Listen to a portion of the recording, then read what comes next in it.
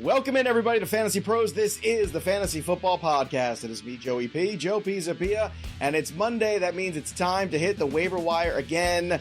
And the cupboard isn't quite bare, but we're getting to a point now where it almost looks like, you know, the hurricane news is coming a little bit. So maybe they have some of the generic cans of beans and some of the other things that you might not look at. However, the wide receiver cupboard is still looking pretty decent. There's still some names we think that can help you, including one last week we tried to tell you about, and some of you listened, some of you did not, but that's okay. We're here anyway. We are here to accept you, to love you, because that's the kind of podcast we do here. And of course, speaking of acceptance and love, Pat Fitzmaurice, Derek Brown, D-Bro, Derek, the king of bros, the fantasy bro, all of us here today talking waiver wire. Gentlemen, a wacky back-to-back weeks here. Week 7 certainly had its share of upsets. The New England Patriots somehow beat the Buffalo Bills. I don't know how that happened. I'm still trying to figure it out. And we also had the Detroit Lions get checked. You had the Miami Dolphins get checked. So, Pat, really, this was an interesting week of football, not to mention it looks like Patrick Mahomes kind of decided that he was going to throw his hat back into that MVP race. What'd you think of that performance from Mahomes? Oh, my goodness. The Mahomes-Kelsey combination in the first half, Joe. And up until this year, I had not been one of those people willing to spend a first-round pick on Travis Kelce in a draft because I never liked how my team build went if I went tight end in the first round. This year, I finally relented and took Kelce in a few drafts. I'm pretty happy about it, to be quite honest. You know, when you're looking at in a PPR league, it's halftime or not even halftime of the Chiefs game, and Travis Kelce has already got 29 some PPR points, and you're basically assured of winning your week. Pretty good feeling. No regrets about taking Kelce that early. Speaking of good feelings, D-Bro on the DFS show on Betting Pros on Friday absolutely crushed the slate there. How good did it feel to watch Deonta Foreman just continue to score touchdown after touchdown? Because you nailed that one, my friend, and a few others, that's for sure. Oh, man, yeah. Deonta Foreman, what was it, a hat trick? He had 3 touchdowns on the day, 3. man. Very nice, man. 3 Especially for Foreman. People looking over, and you love to see the flop lag, people getting so upset. They played him the week before, and then he doesn't do much. And hey, we're still here, baby. We're still out here. We're grinding DFS. We're getting all the content out there. You love to see it, man. Although I am a little bit upset about Christian Watson, so... I'm looking at you, Jordan Love. Looking at you. Well, I wish Jordan Love was looking at Christian Watson. That's all I'm going to say. I know Pat does too, because all I did all day and during that game was watch Christian Watson get open and watch Jordan Love. Never even look at him, but I'm not bitter. I'm not bitter at all. This week, it's time to get right back to business, and we're going to get to our waiver wire pickup of the week. Last week's did pretty well. I hope you added Josh Downs. More on him a little later in the show. We'll get to that in a second. But it's time to go back to the running back position this week for the waiver wire selection of the week. And his name, you can believe it, it's Darrell Henderson, running back from the Los Angeles Rams, rostered in 34% of leagues. Everybody was chasing Zach Evans. That turned out not to be the right thing. Royce Freeman also getting involved. We'll talk about him in a second. But Darrell Henderson and Freeman kind of worked in tandem in this game. They did come up short, however, unfortunately, against the Pittsburgh Steelers that we did see. But D-Bro, let's start with you at Henderson, because Henderson, I think, is one of these guys, you know, we've kind of been here, done that when it comes to Darrell Henderson. This is not a new name. It's a name that's kind of been resurrected from practice squads and, you know, from fantasy irrelevance.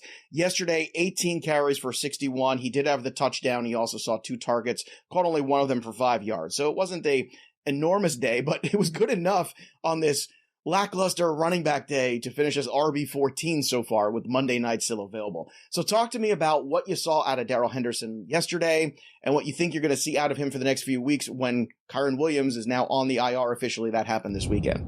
Yeah, I mean, we're going to get 3 more weeks of probably Darrell Henderson as a lead back in this offense. And it sounds crazy. Yes, I know. Darrell Henderson comes off the couch and he gets 19 touches. He plays almost 60% of the snaps. But the Rams kind of told this. Like, I wrote this in the primer. If you were reading all the stuff Sean McVay was saying all week, it was like, hey, I'm going to wax poetic, few different quotes on Darrell Henderson, maybe a little smattering on Royce Freeman.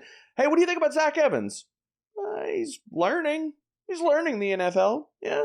And I mean, we saw this kind of coming, man. And this all came down to, and I wrote it up in the primer, The Rams were going to throw the ball. Who do they trust on passing downs? Darrell Henderson has proven that time and time again. He's the guy they trust on passing downs. So as long as he was in shape, the Rams have no issues giving big workloads to guys. We saw this with C.J. Anderson previously. So Darrell Henderson should be the top pickup this week. And I'm telling you, like, he's going out there and he's breaking tackles and he's looking fantastic, but he's going to get snaps. He's going to get opportunities. And the schedule upcoming is really nice. Over the next 2 to 3 weeks, he has good matchups. And yes, I think he's going to be the lead back until Kyren comes back. You don't roll out a guy in the first week and say, oh, hey, we're going to give you 19 touches, then just go away from you. They get Dallas next and Green Bay after that. Both of those teams are top 10 in explosive run rates allowed. So Darrell Henderson, we're going to be firing up as a top 24 back. Can't believe I woke up this morning and heard a C.J. Anderson reference. I was not prepared for that, for sure. Pat Fitzmaurice, should we have known better? I mean, Henderson is the guy that spent the most time in this system with McVay. He had been there for years, plural, so he understands the playbook. It's a very complicated one, no doubt. Should we all, as a fantasy community, been a little bit more aggressive on Henderson? Because I know everybody was aggressive on Zach Evans, but that news, that was in the tighter window, especially on, leagues that have rolling waivers on Mondays and Tuesdays. We could just add guys. That was the guy to add until the week kind of pressed on and more of the Henderson Freeman buzz started to grow. So what was your take for Henderson? How much do you want to spend on Henderson? Debro was pretty aggressive there considering the schedule coming up and the opportunity with Kyren Williams on the show for the next 3 weeks. Yeah, it's funny. Maybe we should have known because Darrell Henderson seems to be the designated splasher of cold water on our enthusiasm for all other Rams running backs. I'm thinking specifically Cam Akers, 2022 season opener, Thursday night. Thinking, this was Cam's time to shine, and seeing Darrell Henderson out there getting the vast majority of the snaps. Too, when it was like him and Malcolm Brown, and it was just like, I don't know. It just seems like Darrell Henderson's always that Those dude. Those wounds still feel really fresh, guys. Just gonna throw that out there. Still new. They do, yeah. So, you have to feel pretty good. Debro mentioned it. The trust they have with him on passing downs, and this is primarily a passing team with Stafford, averaging, I think it was going into last week, 37.3 passing attempts per game. So they like that comfort level. I don't feel quite as enthusiastic as Debro does about the matchup with Dallas this coming week. But Green Bay is a good matchup after that. Then it's a bye, then Seattle, and I do wonder if maybe by the time we get to that Seattle week, if Kyren Williams is ready to come back. So maybe you've got really only one great matchup for Henderson. That is my one reservation about going out and making a huge splash with your fab money. I still think, though, if you are hurting at running back, you could warrant a bid of 20%. Wow. Okay. If you have a vacancy at running back and, if you're and in nothing the thick of it in the standings too, you're saying you're one of these teams that's, right now got basically above 500 record, one loss or one win kind of thing. Yeah, in our weekly waiver article, we have a true value bid on each player, and then we have a desperation bid. I think the desperation bid for Henderson is around 20%. I think the true value bid is probably somewhere in the 11 to 14% range. Debro, what's that number look like for you? I was going to say that's about where I'm at. I'm somewhere around 10 to 12%. And the other thing we need to throw out here at this point of the season, you might not even have to spend that much depending on what fab looks like. So before you even set these bids, we need to rewind this a little bit. You need to go to your league and look at what everybody's fab standings look like. So, okay, what is going to be the top bid that it might be hefty? Who knows? But it might not be, considering where we've at with all the injuries and all the pickups so far this year that people have spent aggressively for. So I'm somewhere in the 10 to 12% range. Again, I think Henderson will be a low-end RB2, high-end 3 is going to be his floor for the next 2 to 3 games where he's the starter.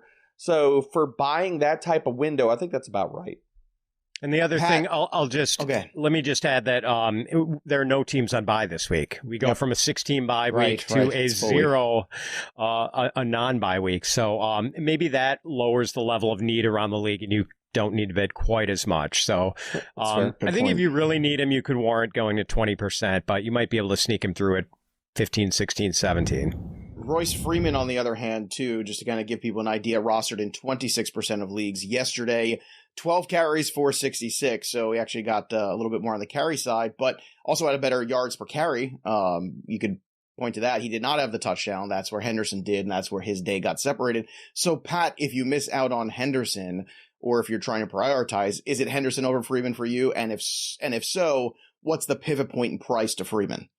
Yeah, I mean, Henderson played 10 more snaps than Freeman did. Mm-hmm. So, but if, again, you're desperate and you want a backup bid, maybe something behind, you're bidding on Henderson and you want Freeman if Henderson doesn't go through, then maybe you bid, I don't know, around 10% on Freeman. And these are temporary guys, but as you pointed out, we're in the thick of the season here, and if you're trying to catapult yourself into playoffs, there's really no more time to be patient. Like, this is the time here. You're at the halfway point.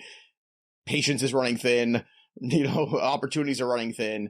And also fab budget's running thin. Well, so that being said, Derek, when you take out of what you saw yesterday from Royce Freeman and try to equate it to a number, what does that look like?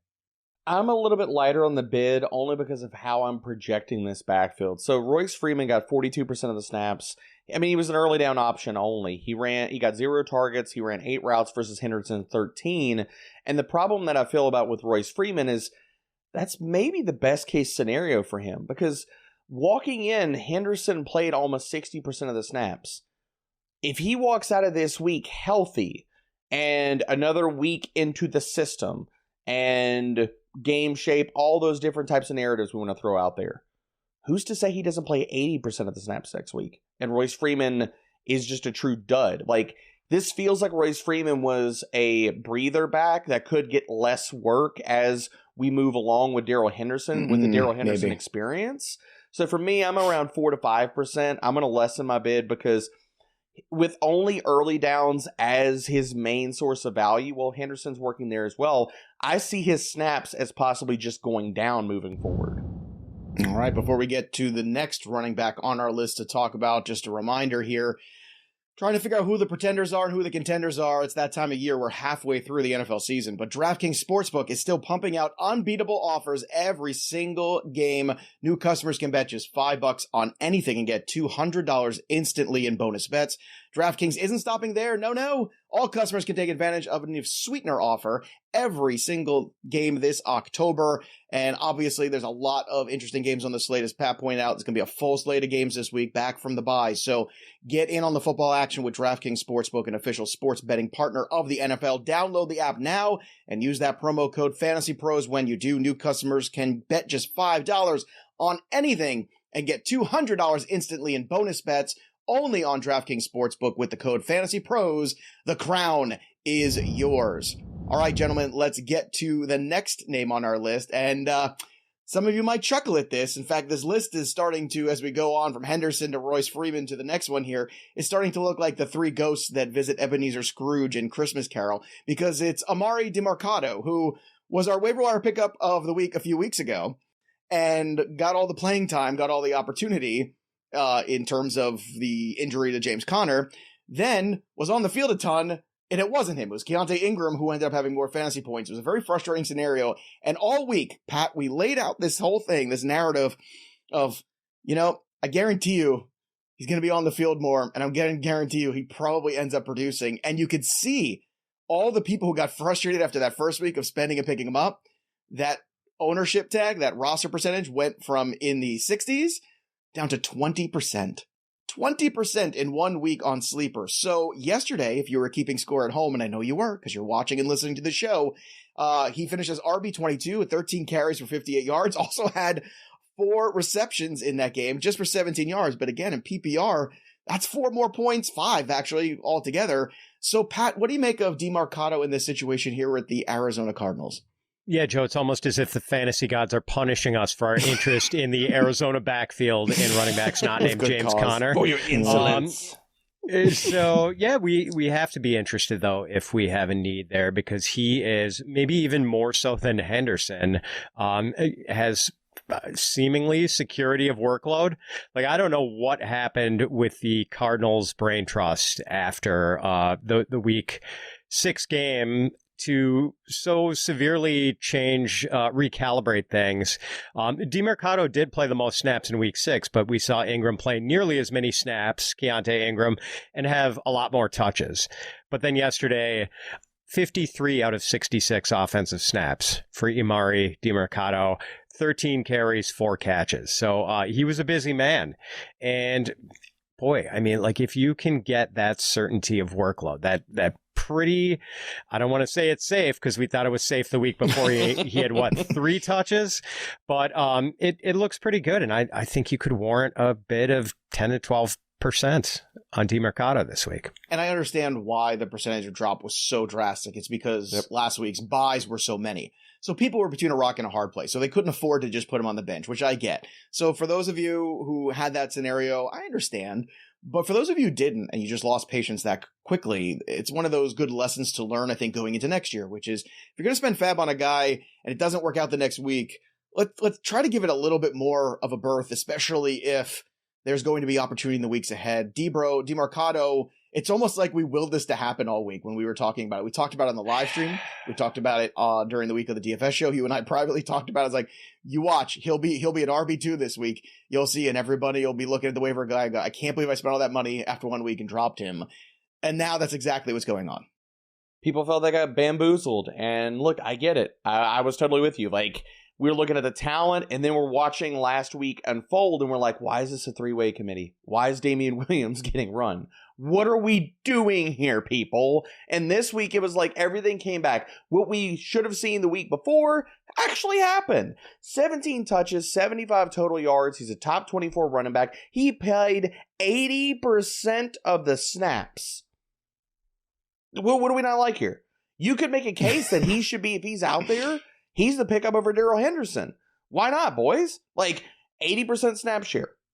I mean, he's in that same conversation. So whatever you think you want to bid on Darrell Henderson, if Demercado's out there, there's a Spider-Man gif. They're staring at each other. Oh, hey, look, you got a 70% snap share. Oh, you do too. And talking to each other and saying, hey, we both could be plug and play RB2s. And you look at the matchup upcoming, Baltimore Ravens, their pass defense is stout, but you can run on this defense. So I'm with Pat, 10 to 12%. Get him back on your team. All right, let's talk about some guys to drop before some other running backs that might be worth adding. Speaking of Arizona, Keontae Ingram. Is it time to drop him now, Derek, in that scenario because of what we just mentioned? Bye-bye. Okay, Pat, Bye-bye. You are nodding in agreement as well, so Keontae Ingram can't stay anymore at the party.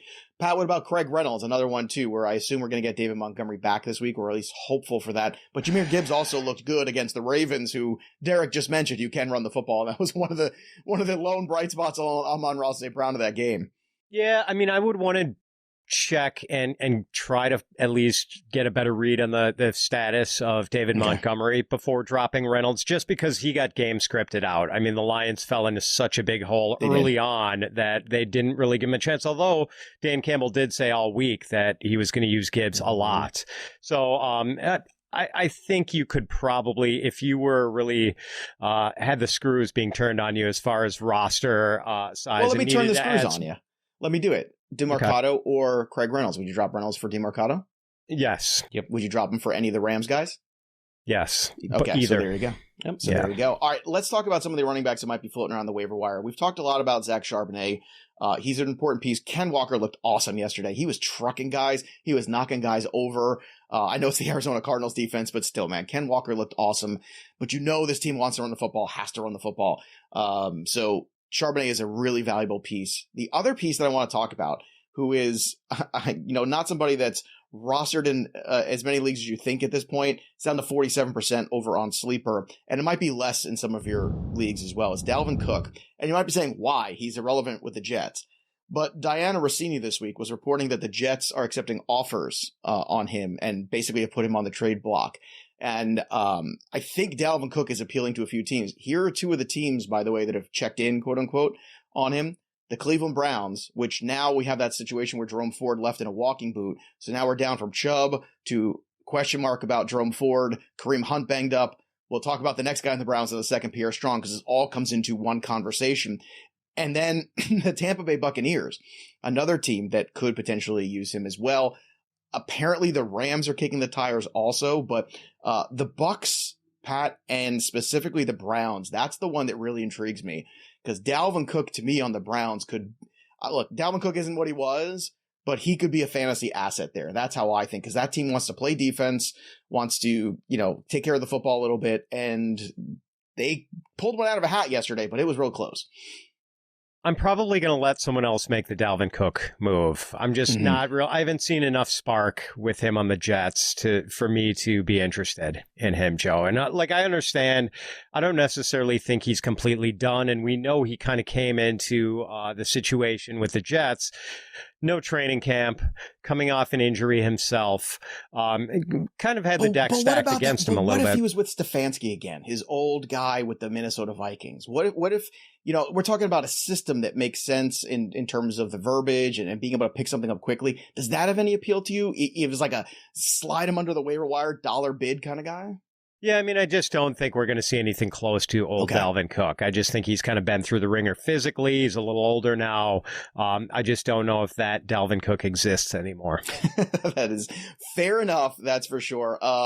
What are your thoughts here? Dalvin Cook, obviously somebody that, I know people are like, why are we talking about Dalvin Cook? But I'm talking about him because there could be a window in the next few weeks where he becomes relevant and you can get him for nothing. As a throw in a trade in a deeper league, as whatever, just to speculate and see if he ends up somewhere like Cleveland. Derek, if that happens, again, it's not like Stefanski doesn't know what to do with him. He was the offensive coordinator of the Vikings in 2019. Yeah, I mean, I think the Dalvin narrative and the best case run out for him is that he goes to Cleveland and he gets volume and he could be a better option than Kareem Hunt. And I think all those things are plausible. So if you want to throw in a min bid for Dalvin Cook, I'm not against it, but the other thing about that is it has to be on a team where you've got a winning record. Your roster is pretty solidified. Like Dalvin's not a guy that you're looking at taking a roster space up from somebody else that you could be plugging into your lineup over the next 2 to 3 weeks. So if I'm in that spot or I'm in a deep league and I need, somebody to just consider for flex, maybe with a little bit of upside, I get it after that. But outside of those scenarios, yeah, I mean, I'm kind of with Pat, like that. Dalvin, I think he's a shade of his former self. All the numbers bear that out. 2.1 yards to contact per attempt. I just think he's on the backside. And look, the cliff came quickly for Dalvin Cook, but we always go back to this, boys. Volume is king in fantasy. Volume is going to fuel fantasy points scored. So if Dalvin were to go to Cleveland and get the volume, yeah, he's going to be relevant. I mean, we're sitting here talking about Darrell Henderson being relevant as a top 24 back. That's why I'm saying, again, I'm looking at a week here where everybody's back and people are looking, and the waiver wires kind of bear at running back at the same time. It's kind of these weird sneaky moves that might cost you nothing to find out, and then those guys become trade chips. Like, he gets traded immediately, there's people in your league that go, oh, Dalvin Cook, and he might not be worth that price in their head, but he becomes worthy in a trade where you could move him for something else. I think this is, again, if you're in a 14-team league or something like that, or even a very competitive league, it's something to just speculate and think about. Not saying to go crazy on it, but Pierre Strong, the other guy to talk about in the Browns real quick, yesterday got 8 carries for 25. Kareem Hunt was banged up. We know Ford came out of that game. Debro, you want to throw a buck or anything on him before we move on to the wide receivers? Yeah, I mean, I'm with throwing some money behind Pierre Strong. I've been high on Pierre Strong since he was a prospect. I mean, before the draft class happened and the Patriots just nuked my heart, Pierre Strong was my RB3 in that class. I looked at him as discount Breece Hall. So the talent is definitively there. And tell me, do you think the Patriots are wishing that they probably kept Pierre Strong at this point? Looking how Mondre is running, looking at Ezekiel Elliott. They didn't have more juice than other ones. I'm wearing my Patriots shirt today. I'm always a proud Patriots fan. My favorite was the Bill Belichick press conference after the game. Coach, how do you feel about your 300th win? It was great. That's literally what he said. It's literally what he said. Go back and watch it. It was great. You get plenty more years of Bill, because we also got the news that he had a contract extension too. So Pat, you just signed a lucrative contract extension on the down low as well. Pat, Pierre Strong, quick thoughts on him? Yeah, I mean, after Jerome Ford got hurt, which people think might be a high ankle sprain, that the injury docs seem to think. Yeah, so that's troublesome. And then after he got hurt, it was actually Pierre Strong getting more touches and more snaps than Kareem Hunt. But that was because Kareem Hunt has been dealing with a thigh injury of his own. So I think ideally, if they're confident in Kareem Hunt's health, it's probably something like 60-40, but maybe they're not yet fully confident that he can handle that sort of workload. And we see Strong get something close to 50-50 in a backfield that's going to have a lot of run-friendly game scripts because the Browns play such great defense and are going to be tight in a lot of ball games, if not, winning with that run-friendly setup. We are past the midway point of October, which is the best sports month on the planet. You got football, you got baseball playoffs, you got hockey back, basketball back. Everything's going on here. And of course, the best way to watch all of your favorite teams is on television, but it's also a great way to do it, which is live, going there in person. And the best way to get tickets for all of those games that you want to see is the Game Time app, the official ticketing app of FantasyPros Fantasy Football. Game Time is the only ticketing app that gives you peace of mind with your purchases. They let you see the view from your seat before you buy, so you know exactly what to expect when you arrive at the contest, the game, the comedy club, whatever it might be. They've got tickets for it, and all their prices show you the total up front. Isn't that a nice change of pace so you know exactly what you're paying for, and you're always getting a great deal, and it takes no time at all. You can buy tickets in seconds with just 2 taps, so take the guesswork out of ticket buying with the Game Time app right now. Download Game Time right now. Download that app, create an account, and redeem the code FantasyPros, one word, FantasyPros, for $20 off your first purchase. Terms apply. Again, create an account and redeem a code for FantasyPros. That's FantasyPros, all one word, for $20 off. Go see the concert. Go see the game. Go have yourself a laugh. Get out there. Do something nice. And do it on the Game Time app. Download it today. Last minute tickets, lowest prices, guaranteed. Let's get to the wide receivers, gentlemen, and let's talk about the guy that we started the show with last week, Josh Downs. Not a bad performance. We were slightly concerned. We loved picking him up anyway. We knew the Browns are a great defense, and yes, they had some great defensive moments, especially Myles Garrett. But wide receiver 2, Josh Downs on the week, 5 of 6 for 125 and a tutty. Pat, this was a pretty incredible day for him. Next week, they get New Orleans, then Carolina, then New England. So your thoughts on the Josh Downs performance, who is rostered in still just 52% of leagues on Sleeper? Oh, man, he was really impressive yesterday. I was kind of focused in on that game in the early window, and like the word that kept coming to mind watching him play is wiggly. Like, he is tough to guard. He is, like, just dangerous after the catch. I mean, trying to cover him must feel like trying to bait a hook with an especially squirmy worm where, you're in danger of stabbing yourself in the hand because you can't just get a handle on this guy. And, like, Downs is, man, he is kinetic. So, yes, I'm much more enthusiastic than I was a week ago. I was mildly interested a week ago. Now I kind of want to add this guy, and I'd be willing to go, like, 7 or 8%. Well, last week you could all added him cheaper, everybody. Yep. Hope you did. Hope you all listened. D-Bro, Josh Downs, your thoughts on the squiggly worm, I believe, as Pat put it? I'm down with it, man. Wiggly. I'm down with it, man. He's played well, and if you read the primer, you already knew walking into this game he was going to be the primary option against man coverage, not Michael Pittman. He had the better matchup. He's been the guy they've gone to, and Cleveland Browns top 5 as far as man coverage rate. Josh Downs, he has another chance to sit here and build upon that this upcoming week. New Orleans Saints, Alontae Taylor in slot coverage has been struggling, and Josh Downs over the last 3 weeks, almost a 20% target share. That's not going away, people. 2.5 yards per route run. These are fantastic numbers. I'm totally with Pat. 7 to 8% is what you should be bidding on him. Again, New Orleans is a favorable matchup. I'm not worried about Carolina so much. And if you're going to attack New England, you better do it against the slot, against Miles Bryant, because these outside corners for New England are playing extremely well. So again, we could be talking about three matchups in a row for Josh Downs. I'm not going to say that he's going to be a top 36 wide receiver, but he's knocking on the door of that realm. Absolutely. Well, he was knocking on the door of number 1 this week. Yeah.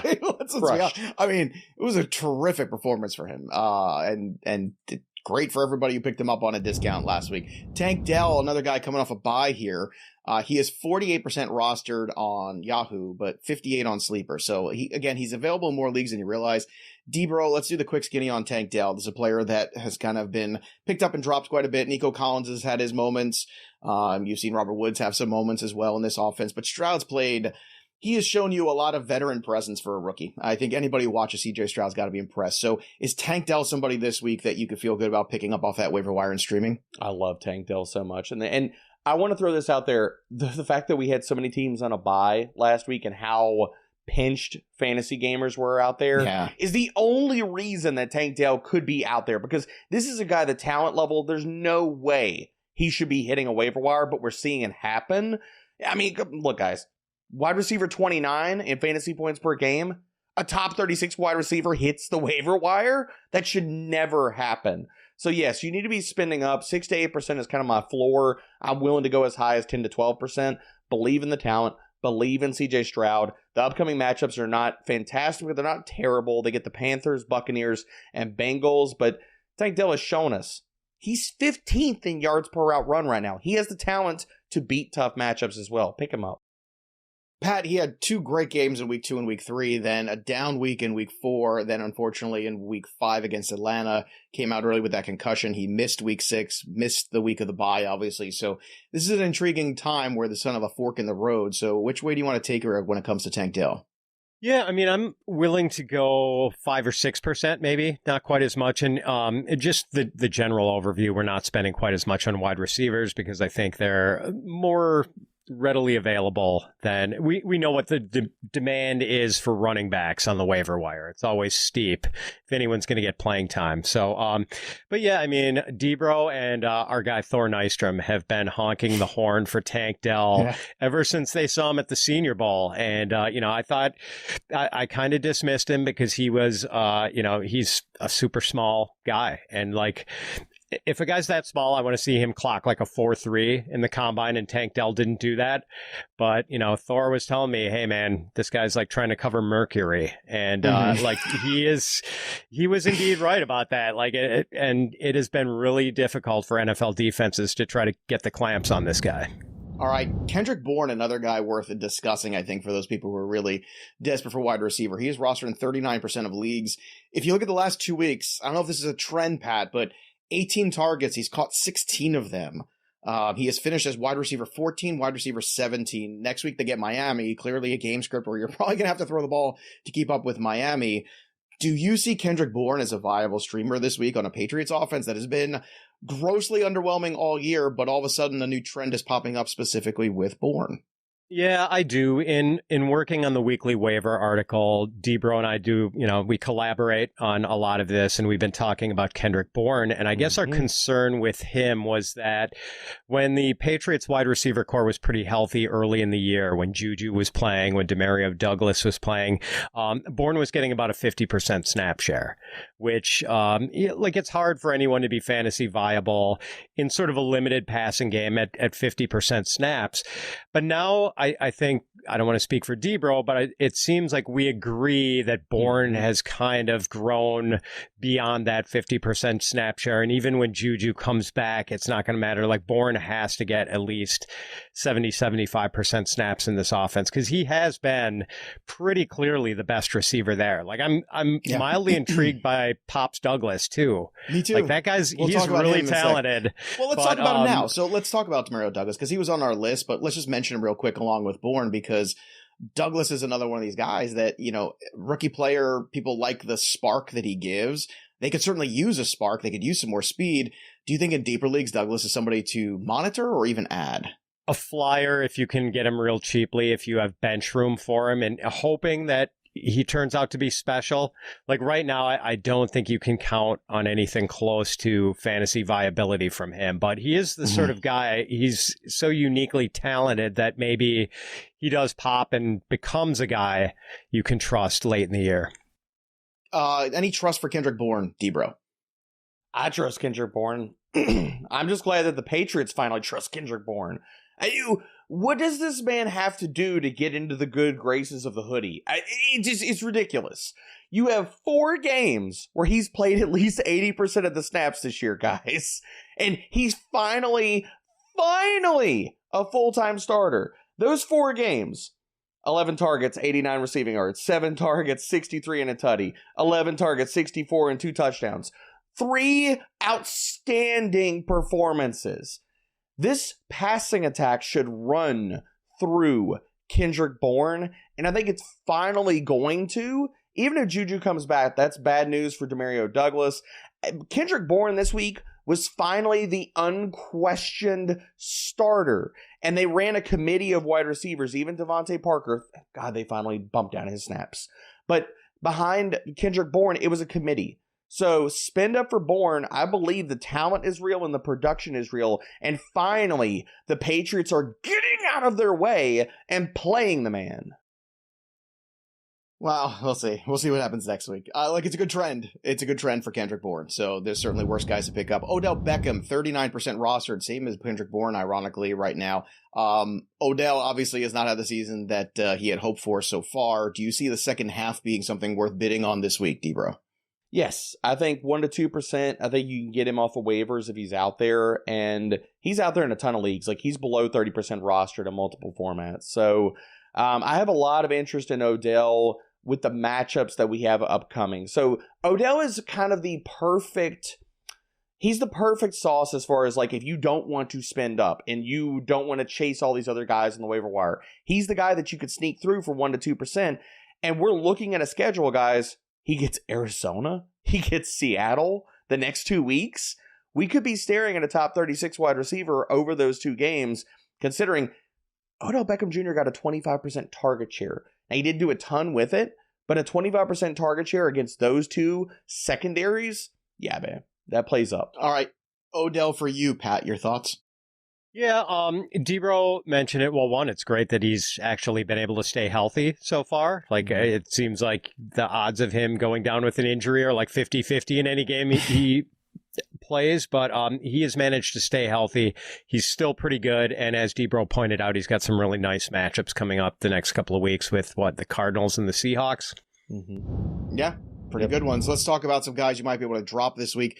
Quentin Johnston, we talked about picking him up. We talked about speculative adding him. Another day of 2 targets. So far, he's got 1 catch in the last 2 games coming out of the bye. D-Bro, is it time to drop Quentin Johnston? Yep, it's sad. I mean, yeah, really good organizations. It happens, but it's not happening now. Really good organizations spending first-round picks on wide receivers to run clear-out routes. You love to see it. Way to go, Chargers. Well, Pat, I mean, look, Johnston might do something here at some point, but the problem is if guys like Downs are out there, guys like Bourne that you can play and get productivity out, you got to make that switch now. I think so. Yeah, not worth waiting and hoping that it happens eventually. We're coming into the second half of the fantasy regular season here, Joe. Like we gotta act and get the guys who are doing it. Sky Moore, also somebody I think we can say effectively it's time to drop to, especially with the Mecole Hardman edition this week. It's funny how low the passer rating is for Patrick Mahomes on throws to Sky Moore. Like you'd think he was Zach Wilson on throws to Sky Moore. It's just comically bad. So yeah, you can get rid of Sky Moore. All right, I know D-Bro feels the same. Let's run through some other names here real quick that you need to know. Rashid Shaheed almost made an incredible... Well, he did make an incredible catch, but it just fell short of the end zone. Had he made that catch, it would have been flying around social media. Everybody would be talking about Rashid Shaheed. We talk about him every single week. I think that's another player y'all should be adding for sure, and I can't believe I just said y'all. I spent way too much time with Derek Brown. It's happened! Maybe I should be you for Halloween. Yes! That's what I should do on Tuesday. Jaden Reed, another name that we've talked about a lot, and people saying, okay, why is Jaden Reed relevant again? Well, because Christian Watson came up lame at the end of that game, and on top of that, Musgrave also dealing with an injury. So we're talking about all of a sudden maybe targets opening up. I know Jordan Love has been terrible. I don't want to say it again in front of Pat. Definitely some things to talk about there. Jameson Williams, another one that's flying around that we know is still available in more leagues than there should be. And Jalen Hyatt starting to get a little bit of work here for the Giants. Pat, real quick, because we talked about this last night on the recap show.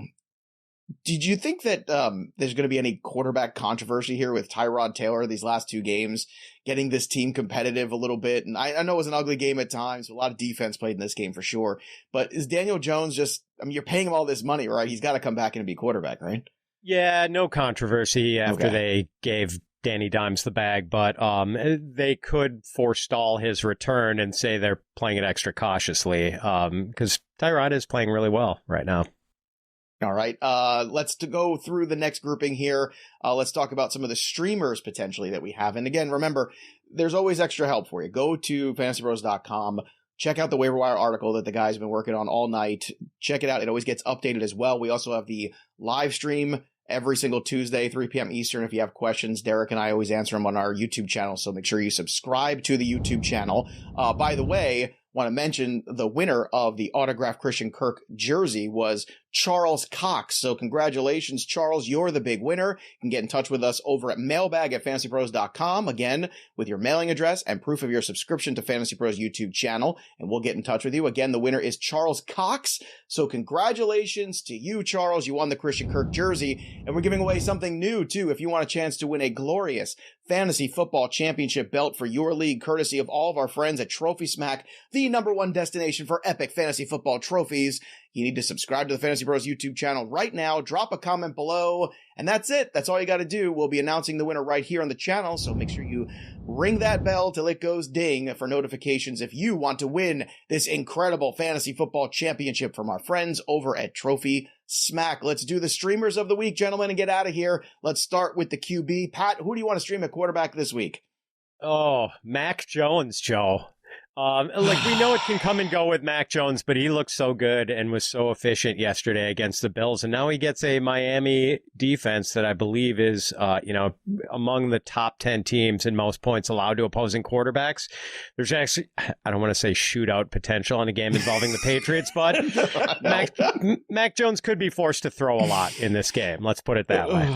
I have such mixed feelings. I want a high draft pick, and I don't want any more wins. That's what I want as a Patriots fan. Who do you want as a quarterback this week to stream here, D-Bro? People can hate him all they want to. They can make all the jokes on social media. Derek Carr was QB8 last week. Yeah, dude, I'm with you. As much as people want to sit here and throw the jokes out, he's producing in fantasy. He's thrown the ball 50 and 55 times over the last 2 weeks. And for everybody that says, well, he wanted to do that against the Colts. Did you just see what the Colts did to the Browns? They're going to push the Saints. You can throw in the Colts. 5th most passing yards allowed. Zone-heavy defense. You want to pick up Rashid Shaheed and Derek Carr and start both this week? I'm fine with it.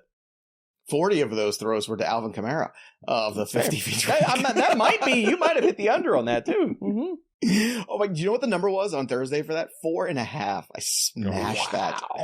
I kept doing this. I was like a cartoon character going with my eyes going, am I seeing that right? 4.5. How could it possibly be 4.5? I was like 4.5 in the first quarter. Over. How is it over? And you know what? I had it paired to. I had that bet separately, and then I had it paired with a Rashid Shaheed touchdown and something crazy. It was a high number. And that catch broke my heart. Yeah, I'm still smarting from betting Derek Carr over 1.5 passing touchdowns and then watching Foster Moreau drop the touchdowns. A lot of fun. Oh, God. A lot of fun. Plus money bet. Lots of fun. All right, let's go to tight end. Speaking of Foster Moreau, gross. Let's get to Pat on this one first. Pat, I think we're staying with the with a theme here with New Orleans, it feels like. Yeah, first I want to be declared the winner for the streaming tight end last week when I picked the same guy I'm going to take this week. The human open-ended straight flush draw because he has so many outs. Taysom Hill, he runs, he catches, he passes. I mean, you saw last week when the Saints offense stopped working, they just brought in Taysom Hill like, okay, let's just run it into the end zone here. Let's run it down the field and into the end zone. So Taysom Hill, good matchup against the Indianapolis Colts who've been giving up a lot of points to tight ends, even though this is not really a conventional tight end. Tight end 7 over the last 2 weeks, by the way. Just putting that out there for those of you keeping score at home. D-Bro, what do you got streaming tight end this week? So, I know the first comment is going to be, well, he's not out there in my league. Jake Ferguson is below 50% in multiple leagues. People got squeezed for buys and stuff. If he's out there, pick him up, start him. The Rams have been a tight end funnel. Jake Ferguson almost ran 90% of the routes in the last game the Cowboys played. 4th most receiving yards, 4th most receiving touchdowns, and 3rd most fantasy points per game allowed to tight ends. Jake Ferguson is going to be a top 10 option this week. All right, how about a streaming defense, D-Bro? What do you have for the people? Why are the Atlanta Falcons still out there? We keep bringing them up. The Detroit Lions were the previous one. I might not be a huge Arthur Smith fan, but I am a huge fan of this defense. 3rd in pressure rate. They're allowing the 4th lowest yards per play. And look at that. They get the Tennessee Titans. We could see Malik Willis under center, and turnovers and sacks will be provided. Enjoy. That's a good one. They've had double-digit fantasy points 2 weeks in a row, 11 and 15 the last 2 weeks. Pat, streaming defense of the week for you is who? Oh, it's the Chargers. Like Tyson Bagent acquitted himself pretty well in his first NFL start against the Raiders, but man, I still want to target the undrafted rookie free agents quarterback with my streaming defense. For those of you without free agent budgets, let's talk about the priority waiver wire pickups of the week. Pat, let's run through your top 5 guys. Who is it? A guy we haven't talked about is at the top, Kyler Murray. Like if he comes back, and look, obviously if you have Lamar Jackson, Patrick Mahomes, Jalen Hurts, you're not bidding a lot on Kyler Murray, if at all. But man, if you've been streaming and you're looking for a solution, here's a guy who can put up a lot of points. Maybe doesn't run quite as aggressively coming off the ACL surgery, but I do think he can be like a permanent answer for you at the quarterback position. So he's number 1 for me. Then Darrell Henderson, then Josh Downs, then Emari Demercado, and then Tank Dell, number 5. Okay, well, for Kyler Murray's sake, I hope that the offensive line starts playing a little better, because watching yesterday, my God, it's like they didn't know they could play with their hands. They just kind of standing there. I couldn't believe it. I kept watching. It's like they're just letting guys go by. It's like they're giving them high fives. Ole, it was ole. crazy. Oh, it's like what is a very Matador-ish kind of feel to it. D-Bro, who are your top 5 ads this week? What do you have? Darrell Henderson's number 1, Josh Downs 2, Emari Demercado is 3, Tank Dell 4, and I'm going to sneak OBJ in here because the matchup's at 5. Let's sneak in our listener mailbag question. This one's from Lad96. Again, it's free to join, fantasypros.com/chat. Get in our Discord and hang out with us and talk some ball.